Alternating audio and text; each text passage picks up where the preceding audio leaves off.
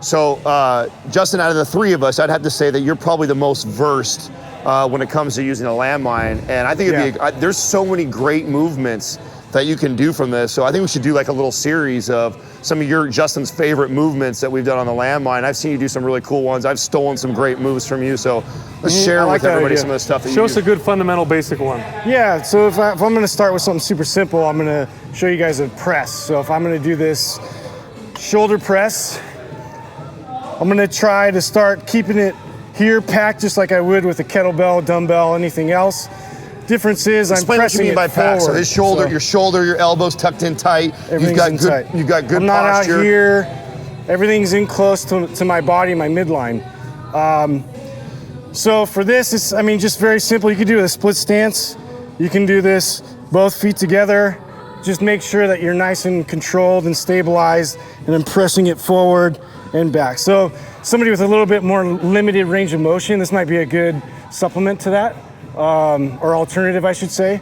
So that way you're kind of directing the force forward. It's not coming straight down, impacting the joint like that. So this is a good... Now let me ask you this. When you press the weight up, do you lean towards the weight a little bit, or do you stand straight up? I stand straight up. So when you come up, you're here. So I'm pressing it, and I'm pressing it away from me. So here's something important. There's a little bit of rotation there. A little bit of a rotation. Yeah, because you can't just stand square. No, you kind of rotate into it. Right. Okay, and that's one of the biggest... It promotes that naturally. I was just going to say, that's one of the biggest differences between a landmine shoulder press and just a standing dumbbell shoulder press. The second thing is the tension. The heaviest part, because a landmine is anchored at one end, the heaviest part of the press is here. Mm-hmm. As it goes up higher, it becomes a little lighter. Yeah, unlike a dumbbell press where the weight is the same the entire time.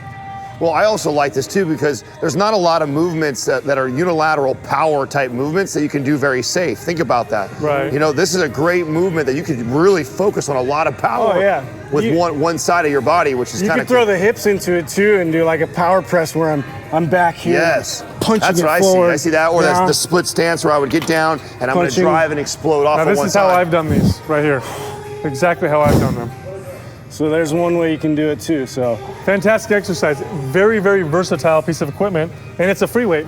It's basically a free weight exercise. This is something where people have asked a lot of other exercises, how we would incorporate them into different programs, and this would go into our map screen. So if we were to create a mod for map screen, this would be an exercise that would go in there instead of like one of our shoulder movements. That would be a great way to cycle in a new movement into your map screen program. This is right where you do it. Probably what phase, 1 or 2 right here? What are we at right here? There's probably 2 for stability. Yeah. Now, I'll say this, if you're following a typical body part split, bodybuilding type routine, try replacing your traditional shoulder presses with this. This is it's a foundational, fundamental movement. It'll be humbling though, because you're not going to stimulus. Yeah, if you're some guy, if you're a bodybuilder dude and you can press 80-pound dumbbells over your head, bodybuilder style, you're not going to be able to come over here with 80 pounds and single arm press it over your head. It's important. Go light because again, you're getting a really full range of motion, and the weight is heaviest at the bottom. Yeah. Well, it's one of the things we stress about map screen, right? It's not about how much weight you're moving. It's how you move it. It's how well you're moving. Yeah, it's how well you move. So that's when we do exercises like this and we teach and share to people.